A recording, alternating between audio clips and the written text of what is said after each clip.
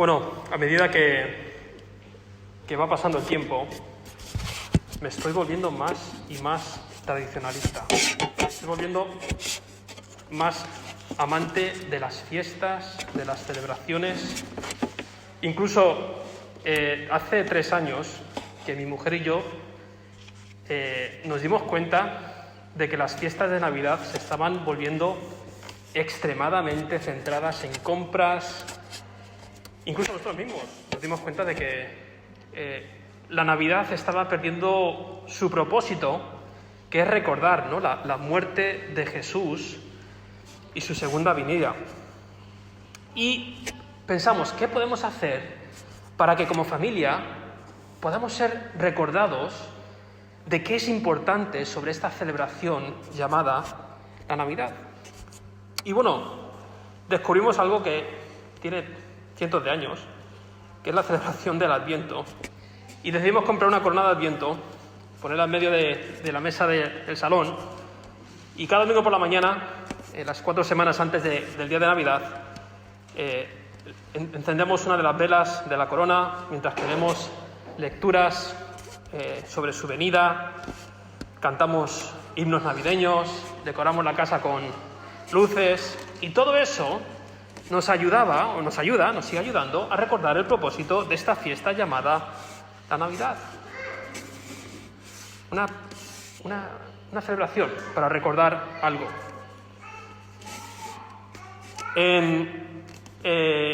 Próximamente, la semana que viene, celebraremos el cumpleaños de Ana Belén. Y el propósito del cumpleaños de Ana Belén es lo mismo: recordar el día en que Ana Belén llegó a este mundo. También la semana que viene celebraremos la Semana Santa. Y el propósito de la Semana Santa es ¿qué? Recordar la pasión de Jesús. Estas celebraciones, estas fiestas, nos ayudan a recordar algo, un evento, sea nuestro de familia, sea de un país, una independencia. Nos ayuda a recordar un evento que cambió la historia de un pueblo. Y en Éxodo, capítulo 11:1 al 13:36, vamos a ver 3 celebraciones que Dios da a su pueblo. Estas 3 celebraciones que Dios da a su pueblo, después de anunciar la última plaga que Dios enviaría a Egipto, debían ser celebradas anualmente y servirían como recordatorio del Dios misericordioso y de la salvación tan grande que Dios obraría en Egipto para liberar a su pueblo de la esclavitud. 3 celebraciones que nos recuerdan el gran Dios de Israel y la gran obra de salvación que había hecho. Pero es interesante que llegamos al capítulo 11 de Éxodo y comienza con la última plaga. Ya han pasado 9 plagas sobre Egipto. Al final de cada plaga, que Fran habló de ellas la semana pasada, Dios demuestra su poder, demuestra su misericordia a través de estas maravillas que expone ante el pueblo. Estas maravillas deberían de haber hecho ver a Faraón sobre este Dios poderoso. Pero en cambio, al final de cada una de las plagas, las palabras se repiten sobre el endurecimiento del corazón de Faraón y su rechazo de dejar ir al pueblo de Jehová. Pasa en cada una de las plagas. En esta última plaga vemos que tendría como resultado la liberación del pueblo de Egipto. Sería un golpe mortal. Dios mismo lo explica en el versículo 4 al 7 de este libro, de este capítulo. Mira lo que dice: dijo pues Moisés: Jehová ha dicho así, a la medianoche yo saldré por en medio de Egipto y morirá todo primogénito en tierra de Egipto, desde el primogénito de Faraón que se sienta en su trono hasta el primogénito de la sierva que está tras el molino y todo primogénito de las bestias. Y habrá gran clamor por toda la tierra de Egipto, cual nunca hubo ni jamás habrá. Esta última plaga sería el golpe mortal. Esta plaga tiene dos propósitos. En primer lugar, demostrar que Dios diferencia a su pueblo de los enemigos de Dios. En las plagas previas, los hijos de Israel pasaron por algunas de estas plagas y en otras no sufrieron las plagas, ya que vivían en Gosén, el lugar donde moraban los hebreos, y en este lugar las plagas no afectaron. Pero en este caso de esta última plaga, Dios dice que esta plaga caería sobre toda la tierra de Egipto. Toda la tierra. Todas las personas estarían bajo el juicio de Dios, pero de alguna manera, no sabemos cómo todavía, Dios haría algo para que el pueblo hebreo no pasase por el juicio de esta plaga. Mira lo que dice el versículo 7. Dice, pero contra todos los hijos de Israel, desde el hombre hasta la bestia, ni un perro moverá su lengua. ¿Para qué? Para que sepáis que Jehová hace diferencia entre los egipcios y los israelitas. Entonces, el primer propósito de esta plaga es para que la gente supiese que Dios diferencia entre su pueblo y los enemigos de Dios, todos aquellos que no son su pueblo.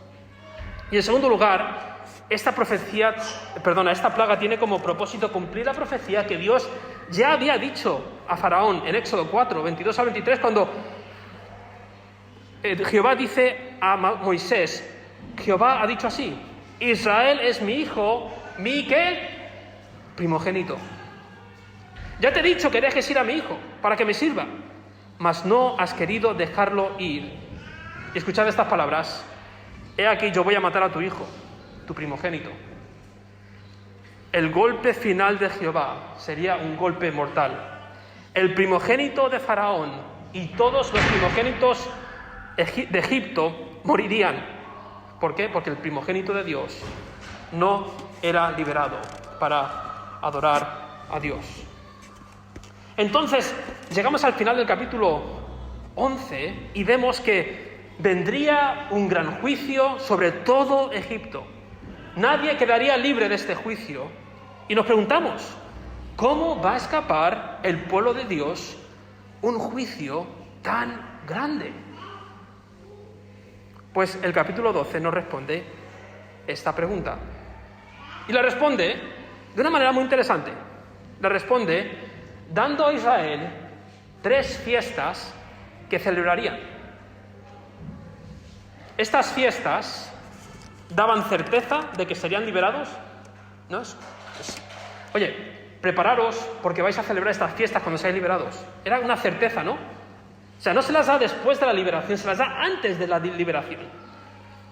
Y en segundo lugar, estas fiestas, estas celebraciones servirían de recordatorio perpetuo para los hijos de Israel. Como lo que decía antes, ¿no? Como los cumpleaños, donde recordamos el nacimiento de alguien. O la Semana Santa, donde recordamos la pasión de Cristo. Estas fiestas servirían de recordatorio perpetuo para que los hijos de Israel recordasen la gran obra de salvación que Dios trajo a su pueblo. Os voy a resumir estas 3 celebraciones. La primera es la Pascua, que leemos en el capítulo 12. Pascua significa salto. En latín es Pasca, en hebreo Pesaj. Esta semana incluso una hermana me preguntó sobre esta palabra sin saber que iba a predicar de esto. La Pascua era el último día de la siguiente fiesta de la que hablaremos, que Dios da a Israel, llamada la fiesta de los panes sin levadura. Entonces, por alguna razón, Dios comienza con el último día de la fiesta. La fiesta de los panes sin levadura duraba 7 días y la Pascua era el último día, se celebraba en el último día. Y lo que se hacía en ese último día es que cada familia hebrea debía inmolar, sacrificar un cordero macho, sin mancha, sin defecto, sin romper ningún hueso de ese animal. Una vez ese cordero era inmolado, matado y comido, la sangre del cordero debía ser aplicada a los postes de las puertas de las casas de los hebreos. Posteriormente el cordero debía ser asado y comido de una forma interesante. Yo como así todos los días, de una manera apresurada. Mi mujer sabe que como muy rápido. ¿Por qué hacían eso? Porque era una pista de cómo iban a salir de Egipto. ¿Cómo saldrían? Apresuradamente. Entonces, comerlo rápido, como recordatorio de que vuestro éxodo de Egipto fue apresurado. ¿Y por qué debían de matar un cordero? Y después aplicar sangre en un poste. ¡Qué celebración más rara! Pues Jehová responde a la pregunta diciendo, pues yo pasaré, y aquí responde a la pregunta, ¿cómo pasaría el pueblo hebreo por este juicio? Pues yo pasaré aquella noche por la tierra de Egipto y heriré a todo primogénito en la tierra de Egipto, así de los hombres como de las bestias, y ejecutaré mis juicios en todos los dioses de Egipto, yo Jehová, y la sangre os será por señal en las casas donde vosotros estéis, y veré la sangre, y pasaré de vosotros, y no habrá en vosotros plaga de mortandad cuando hiera la tierra de Egipto. Entonces, la única escapatoria de este gran juicio que vendría a Egipto era ¿qué? El cordero inmolado, que tomaría el lugar del primogénito de esa casa. Imaginaros esa noche de juicio, Jehová pasando por cada casa de Egipto, pero al ver la sangre de ese cordero aplicada a los postes de esas puertas, sería señal de que un cordero había tomado el lugar del primogénito de esa casa. Entonces la única escapatoria de este juicio mortal era un cordero inmolado que toma el lugar del primogénito. Y esa cena, esa Pascua, recordaría a los hebreos de ese intercambio. Cordero inmolado por primogénito de cada casa. La segunda fiesta era la fiesta de los panes sin levadura, una fiesta que duraba 7 días. La fiesta comenzaba y terminaba con una gran convocación de todo el pueblo. Y durante 7 días los hebreos tenían que abstenerse de cualquier tipo de levadura, incluso debían de eliminar cualquier trazo de levadura en sus casas. Esta fiesta sería un recordatorio también de su apresurada salida de Egipto, porque en el día de la Pascua, el día en que Jehová ejecutó su juicio, se fueron con tanta prisa que ni siquiera el pan pudo leudarse. Así de rápido. Además, la levadura, en el contexto de esta fiesta, era un símbolo de pecado. Al eliminar levadura de tu casa, estaba funcionando como un recordatorio que había sido liberado de la tierra de Egipto y que había sido separado, consagrado, para vivir vidas separadas en comparación con los egipcios. Jehová añade un detalle más en cuanto a estas dos celebraciones, la Pascua y los panes sin levadura, ya que hay una invitación para que extranjeros que no fuesen hebreos pudiesen participar de la fiesta siempre y cuando fuesen circuncidados, como señal de ser parte del pueblo.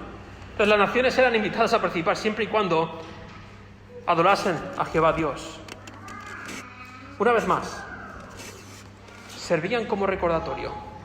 Y finalmente, la tercera celebración era la consagración de los primogénitos, en el versículo 13. Esto sucede después de la salida del pueblo hebreo, pero vemos en el capítulo 13 que Dios manda que dice el versículo número 2, cualquiera que abre matriz entre los hijos de Israel, es decir, el primogénito de cada familia, mío es consagrarlo. Para los judíos el primogénito tenía muchísima importancia. El primogénito recibía el doble de herencia en cualquier casa hebrea. ¿Por qué? Porque ellos serían los responsables de cuidar a la familia una vez el padre moría. Entonces, el primogénito tenía muchísima importancia, pero a partir de ahora, como recordatorio de que el cordero toma el lugar del primogénito, ellos debían de entregar de vuelta al primogénito en consagración a Dios. ¿Os acordáis de algún personaje del Antiguo Testamento que fue consagrado a Dios como primogénito? Samuel, ¿os acordáis? Y una manera de consagrar a un primogénito era haciendo eso, entregándoselo de vuelta al templo, como servicio al templo. Entonces, esta consagración era un recordatorio de cómo los primogénitos fueron salvados a través de la poderosa mano de Dios. Estas fiestas eran fundamentales para que el pueblo de Dios recordase, después de su salida, año tras año y tras año, la gran obra de salvación que Dios iba a hacer por su pueblo. Y efectivamente, en el capítulo 12 leemos sobre cómo Jehová a la medianoche, mató a todo primogénito de la tierra de Egipto. Daba igual si era el hijo del faraón o del hijo de la mujer que trabajaba en el molino. Cada primogénito de todo ser humano, de toda bestia, murió. Pero en las casas donde el cordero fue inmolado y la sangre fue aplicada en los postes de las puertas, Jehová saltó por encima de esas casas sin traer el juicio a ellos. Jehová había ofrecido un sustituto para que la muerte no pasase por la puerta, por las casas de su pueblo. Dice el versículo 30 que esa noche hubo un gran clamor en la tierra de Egipto, ya que no había casa donde un primogénito no hubiese muerto. ¿Os acordáis de otro clamor en el libro de Éxodo, capítulo 2? ¿Os acordáis? Cuando el pueblo de Dios está en persecución y tribulación y el pueblo de Dios clama a Dios y Dios responde en misericordia acordándose de su pacto con ellos. ¿Os acordáis de eso? Pero ahora el pueblo egipcio, en medio de juicio, clama con gran clamor. ¿Y cuál es la respuesta? Un gran silencio. ¿Veis cómo Dios hace diferencia entre su pueblo y los que no creen en Él? Cuando el pueblo de Dios sufre, Dios oye su clamor. Cuando Egipto sufre y clama, la respuesta es un gran silencio. Tal y como Jehová dijo, los hebreos fueron echados apresuradamente de Egipto con los panes sin leudar, les dio tiempo. Con el permiso de Faraón, derrotado por este golpe mortal. Tal fue la despedida de los hebreos que fueron apremiados, dice el texto, con oro, plata y vestidos, lo cual era algo que sucedía cuando naciones conquistaban otras naciones y saqueaban la ciudad, ¿no? Pero aquí en este caso la victoria no fue fue una victoria a través de la muerte, y salieron de esa ciudad siendo dados oro, plata y vestidos. Jehová había ganado la batalla por su pueblo a través del juicio divino y la redención de los primogénitos, a través del cordero inmolado por cada familia.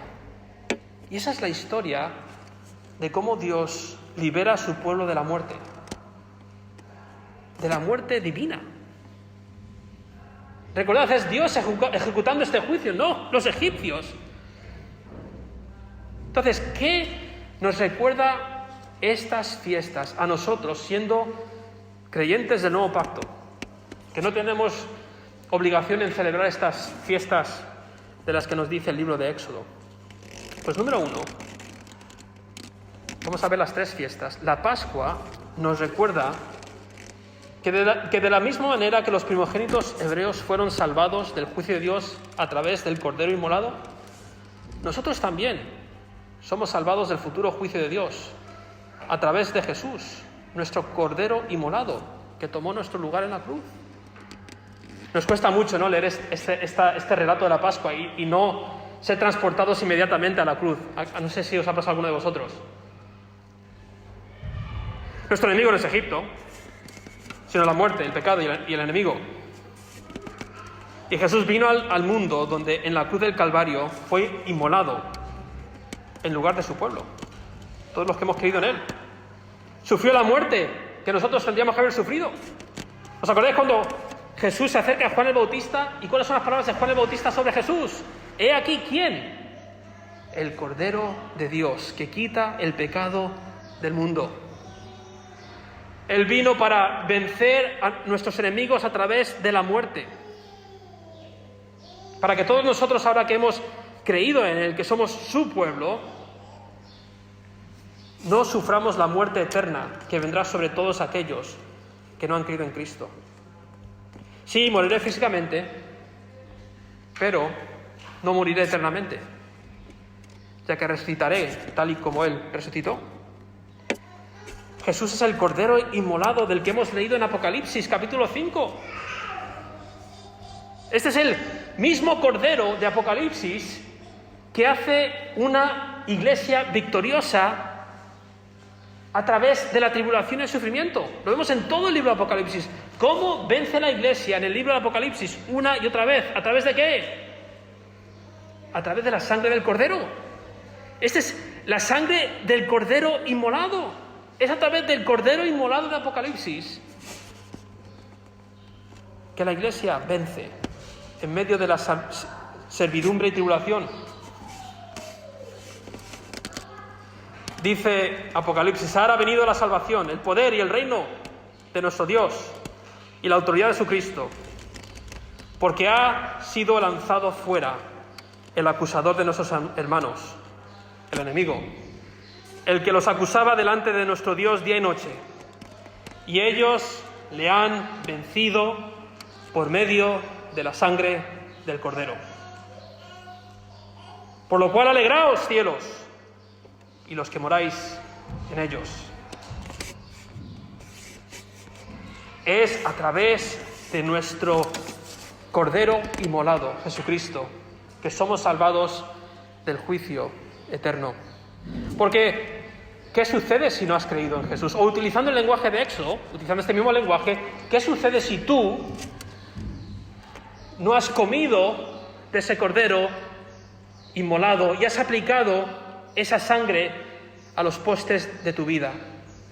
Pues Jesús mismo nos explica en Mateo 24 que cuando el Hijo del Hombre venga en su gloria y todos los ángeles santos con él, entonces se sentará en su trono de gloria, este Cordero inmolado se sentará en su trono de gloria, reunirá de él de todas las naciones, y mira lo que dice: y apartará los unos de los otros, como aparta el pastor las ovejas de los cabritos, y pondrá las ovejas a su derecha y los cabritos a su izquierda, y a los de la derecha a su pueblo les dirá: venid, benditos de mi Padre, heredad el reino preparado para vosotros desde la fundación del mundo.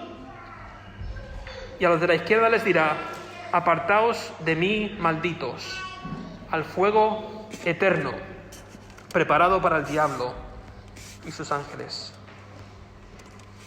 ¿Quieres escapar de este juicio final? Hoy puedes clamar a Dios y aceptar el sacrificio de Jesús, el Cordero inmolado en la cruz. Y así la sangre de Cristo sea aplicada a tu vida y el juicio de Dios pase por encima de ti. ¿Quieres heredar el reino de Dios, este reino eterno? No hay otra manera que a través del Cordero inmolado. Entonces, la Pascua nos recuerda que de la misma manera que los primogénitos hebreos fueron salvados a través del Cordero inmolado, nosotros también somos salvados del futuro juicio de Dios a través de nuestro Cordero inmolado. En segundo lugar, la fiesta de la levadura y la Pascua nos enseña que de la misma manera que los hebreos habían sido rescatados por el Cordero inmolado para vivir vidas santas, libre de levadura, utilizando este lenguaje de Éxodo, nosotros también, al haber sido liberados de la muerte a través del Cordero, también somos llamados a vivir en santidad. Es muy interesante. Pablo habla de esta fiesta de la levadura Pablo y Pedro habla de esta fiesta de la levadura en dos ocasiones. Y en las dos ocasiones habla de la importancia que tenemos como creyentes, rescatados por el Cordero inmolado, de eliminar la levadura, el pecado de nuestras vidas. Os digo esto para que no penséis que yo me he inventado esta aplicación. Es decir, Pablo mismo hace esta aplicación en base a la fiesta de levadura. En 1 Corintios 5, Pablo habla de la fiesta de los panes sin levadura y de la Pascua en el contexto de un hombre que estaba viviendo en fornicación con su madrastra. Y era miembro de la iglesia de Corinto. Pablo, al enterarse de esto, llama la atención a la iglesia y les dice: eliminar a este hombre de la congregación, echarle fuera. Dice: ciertamente yo, como ausente en cuerpo, pero presente en espíritu, ya como presente he juzgado al que tal cosa ha hecho, fornicación, en el nombre de nuestro Señor Jesucristo, reunido todos, y mi espíritu, con el poder del Señor Jesucristo, el tal se ha entregado a Satanás para destrucción de la carne, a fin de que el espíritu sea salvo en el día del Señor Jesús. no es buena vuestra jactancia. Y mirad lo que dice ahora. ¿No sabéis que un poco de levadura leuda toda la masa? Limpiaos, pues, de la vieja levadura, para que seáis nueva masa, sin levadura como sois. Porque nuestra Pascua, que es Cristo, ya fue sacrificada por nosotros. Así que celebremos la fiesta, no con la vieja levadura, ni con la levadura de malicia y de maldad, sino con panes sin levadura, de sinceridad y de verdad. Es decir, ¿hemos sido rescatados a través de nuestra Pascua, el Señor Jesucristo? ¿Sí o no? ¿Habéis celebrado que sois libres de vuestro enemigo, el pecado? Sí. Pues ahora debemos de celebrar la otra fiesta, la del pan sin levadura. ¿Cómo? Limpiando nuestras vidas del pecado. ¿Cómo sucede esto? Pues una manera es recordando día tras día, nuestro mensaje de liberación, el Evangelio.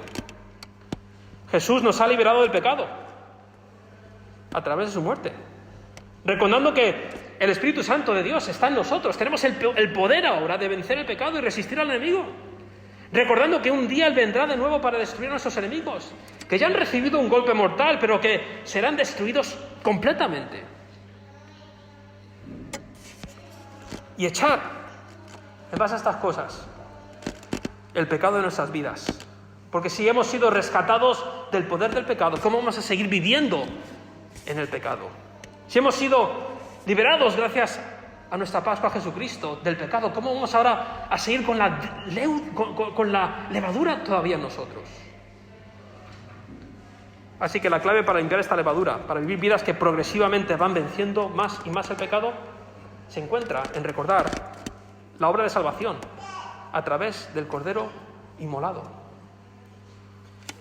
Y finalmente, la consagración de los primogénitos nos recuerda que Dios tuvo que entregar a su Hijo primogénito para que nosotros fuésemos primogénitos de entre los muertos, para que Él fuese primogénito de entre los muertos y nosotros podamos seguirles en su resurrección. Es decir, ese Cordero inmolado que murió en nuestro lugar era el primogénito Hijo de Dios.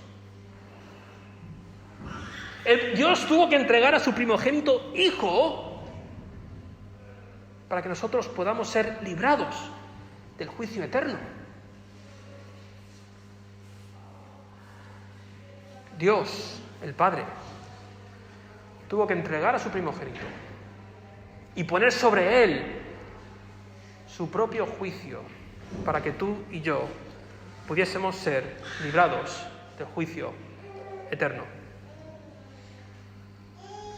Jesucristo, si recordáis, al octavo día fue consagrado en el templo, ¿os acordáis? Como mandaba, como estamos viendo aquí. Fue consagrado para que un día pudiese ser entregado como el primogénito Hijo de Dios, para salvarnos a nosotros de este juicio eterno. Entonces vemos cómo la Pascua nos recuerda cómo nuestro Cordero inmolado, Jesucristo, tomó nuestro lugar para que el juicio de Dios pudiese pasar por encima de nosotros. Cómo la fiesta de la levadura nos recuerda la importancia de si hemos sido rescatados de este juicio y ahora somos llamados a vivir vidas de santidad.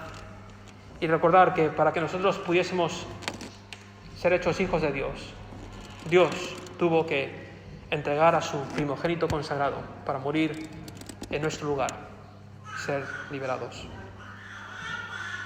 Estoy leyendo un libro de un teólogo inglés, Michael Reeves. Su libro no está en español, se llama Regocijaos y temed. Y él dice: en esta salvación de Dios, vemos a Dios que podemos amar, vemos a un Dios que podemos amar con todo nuestro corazón. Por medio de su redención, nuestro temor es transformado de un temor terrorífico de esclavitud a un temor y una maravilla filial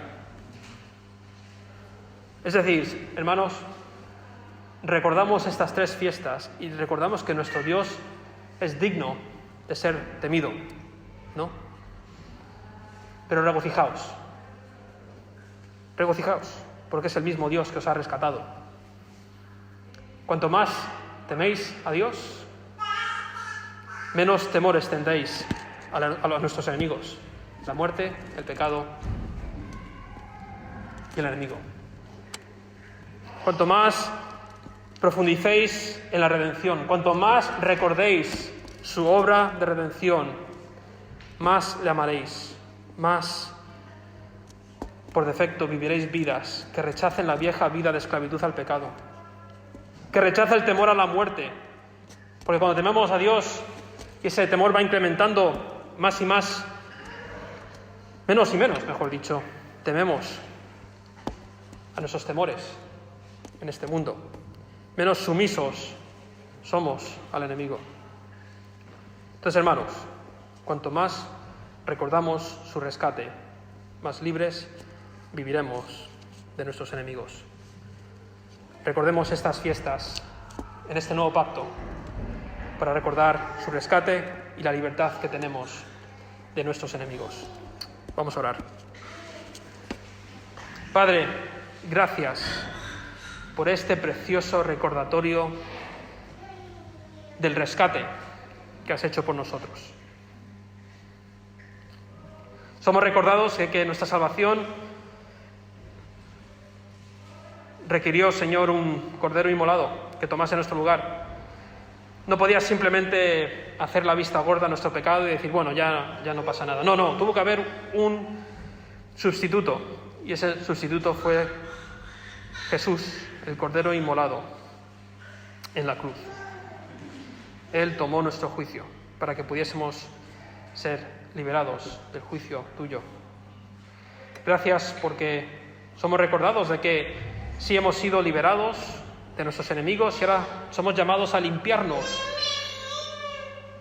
constantemente de nuestros enemigos, del pecado principalmente. Señor, si hay una pizca, un resquicio de levadura en nuestras vidas, Señor, ayúdanos con firmeza a sacarlo de nuestras vidas, recordando que hemos sido liberados del pecado, que ya no somos esclavos del pecado, podemos vivir libres del pecado gracias al Espíritu Santo de Dios que mora en nosotros, gracias a la obra de Cristo en la cruz y gracias a que eres nuestro Padre.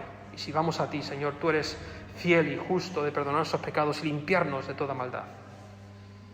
Y gracias, Padre, porque qué gran amor tienes por nosotros al haber dado a tu único Hijo, a tu primogénito, para que ahora podamos ser coherederos con nuestro hermano mayor, Jesús. Gracias por tan grande amor. Gracias por una misericordia tan grande. Ayúdanos a abrazar tu amor. Eres nuestro Padre. Ayúdanos a abrazarte con todas nuestras fuerzas y recordar este precioso rescate.